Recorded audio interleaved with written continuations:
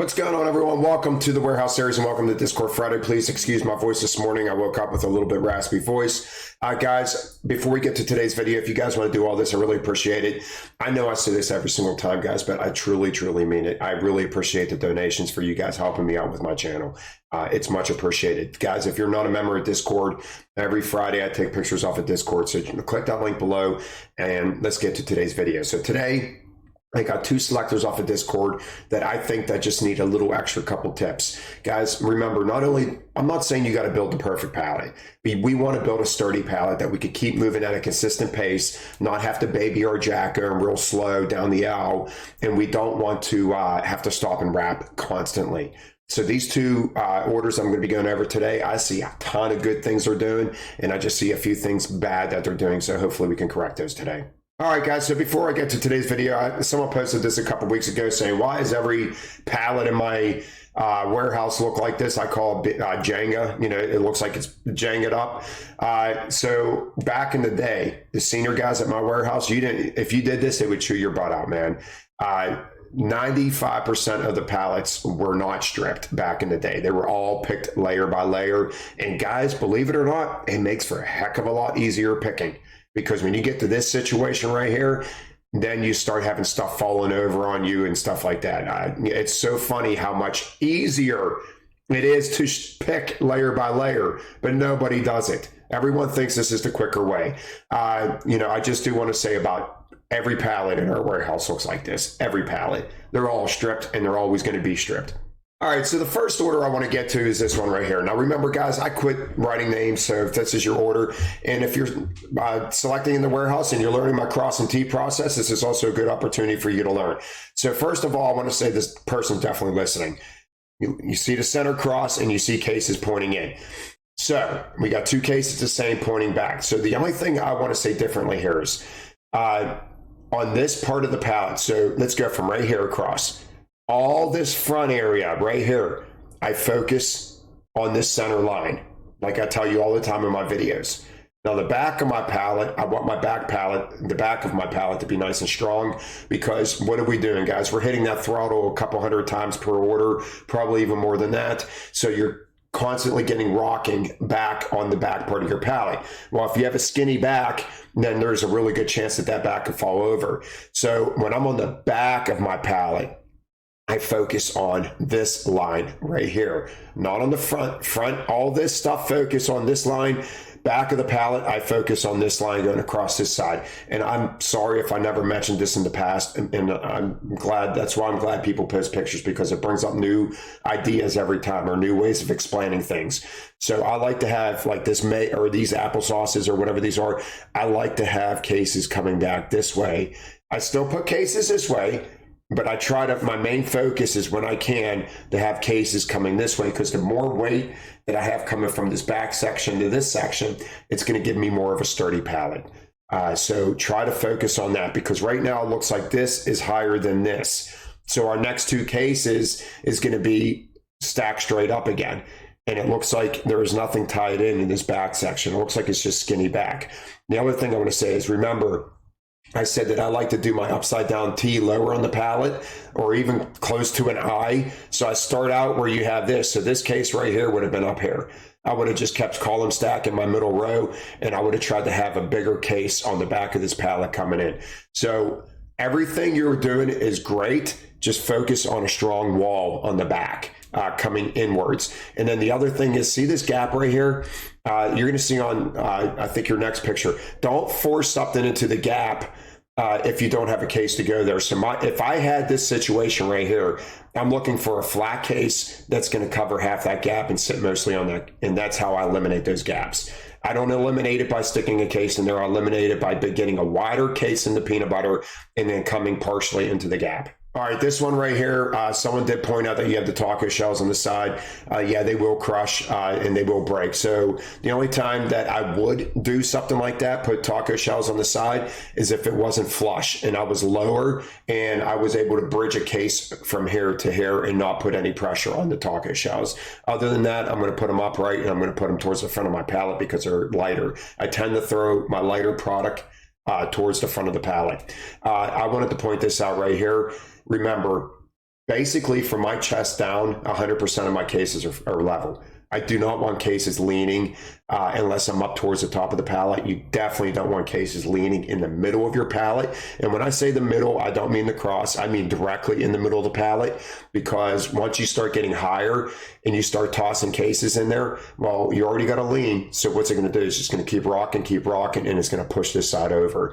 It's amazing what this case could cause problems in the future when you get higher up your pallet. All right, and on this side view of your finished order here, this proves to me that you can build. This proves to me that you have the really good concept. And you know what? We looked at your back right here. See how you did that? Perfect. And you did it again. So I'm going to actually take that back a little bit, all right? Because I'm noticing that now.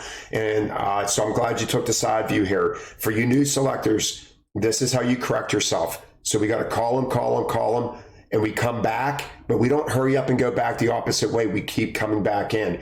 So he took this big, heavy charcoal and came straight back in. So all that column right there is gone now. All that weight distribution is coming back towards this middle pallet, like I just said. So you did it. I'm glad that I explained it the way I did, and I'm glad that you did it on the next picture. So great job on that. I don't know if you did it on the other side as well, but I have a feeling you did. If you did it on this side, I'm sure you did it on the other side. But great looking pallet the whole way up. All right, now this side of the pallet I want to get to. It looks like the front of your pallet. I don't like this. Actually, this is the back. You know, it's the front. It doesn't matter. So like I was explaining with the peanut butter, I would have done the same thing right here. So if I had these spaghetti sauces here, I would have pushed it over the extra ½ inch right up against the Sunny Delight. And my next case would have been something that's going to fit on top of the spaghetti sauce and half into the gap. And that way it eliminates that gap without forcing a case in there. So I wouldn't have put this case there.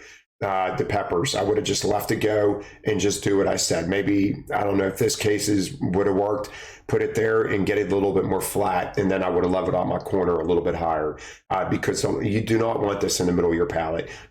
Even with slip sheets, this is where I say that, and one of the reasons why I hate slip sheets is because I think it gives people false sense of security.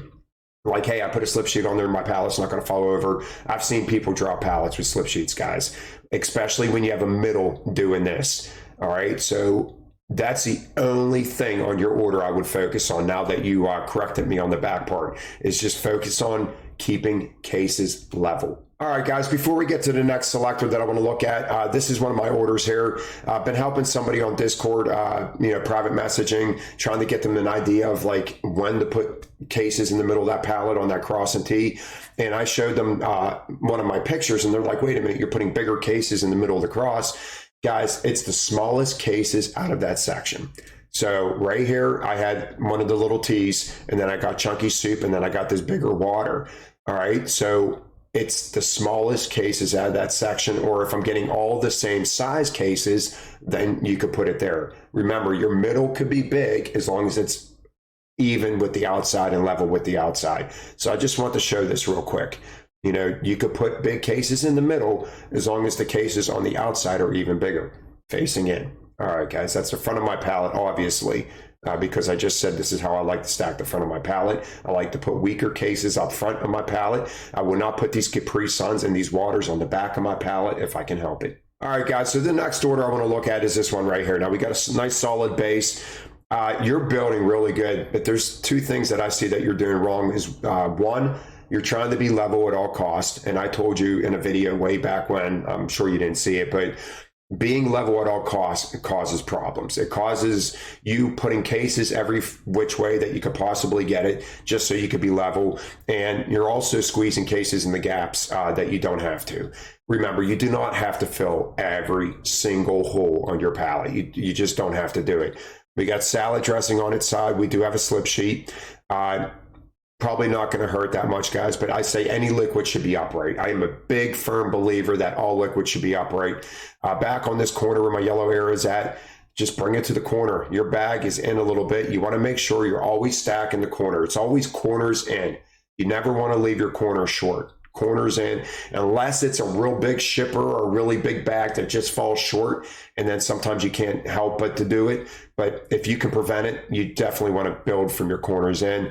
But jars on their sides. Not only is it liquid, it's glass jars on the sides.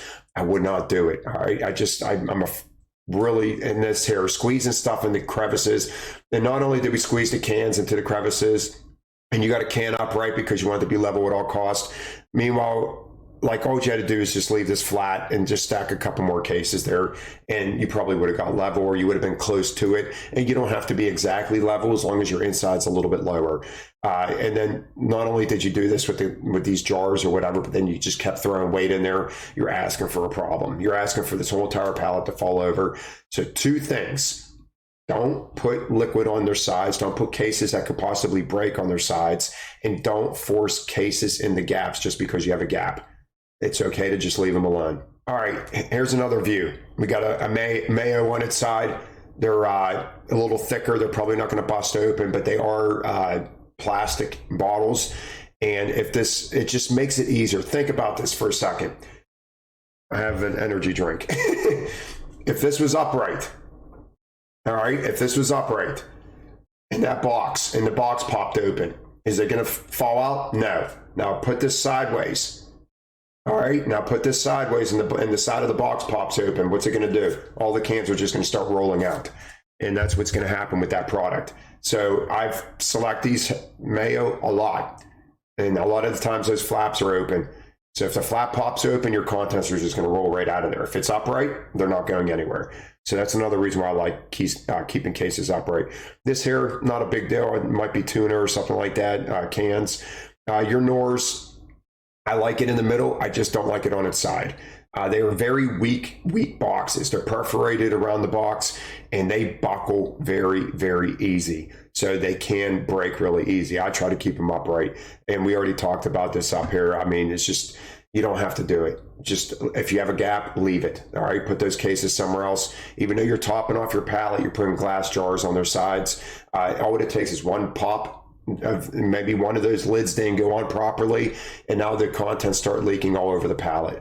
Guys, I've seen it in the past. I've seen people's stuff leak. It does happen. It comes from the factory, not sealed, and you're going to have stuff leaking all over this pallet. But once again, just like I said with the other person, looking at this, I can tell you can build. I just think you're just a few steps off of building that better pallet. All right, so here is the other side. And look at this, from right here down, just perfect. I don't even mind this right here. It looks like we might have a slip sheet in here. We do.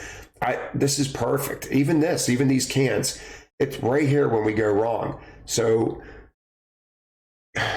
the seasoning is screaming for dear life. It probably won't hurt those packages, but right here, a slip sheet, false sense of security. I mean, our whole pallet is just leaning out like this. What would I have done differently here? Right on top of these two cases here, if I put the bushes down first and I got these two cans, I would have just put the bushes somewhere else. And I would have took two of these cans and faced straight back. I would have just kept going back until I got level with my bushes or something else. And then I could have tied in the whole entire front. So let me say that again. I like the direction that you went with this, but we don't immediately have to tie in. I would have took two of these cans and went straight back, maybe two more, and then I would have got either level or pretty darn close level, and then my next heavy case will be right in the middle to tie these two columns in together. So with you, false sense of security with slip sheets, squeezing cases in the places they don't need to be, like that is just not needed at all. And like right here, putting these cans upright, quit turning stuff sideways just to fill in a gap. It's the worst thing you could do with your pallet. All right, guys, that concludes this Discord Friday. If you guys want to see your pictures and your work on a future Discord Friday, post over on Discord. If you don't want a name attached to it and post it on public, just private message me, guys, and I will talk to you privately. I'll see you guys next time. Have a great day.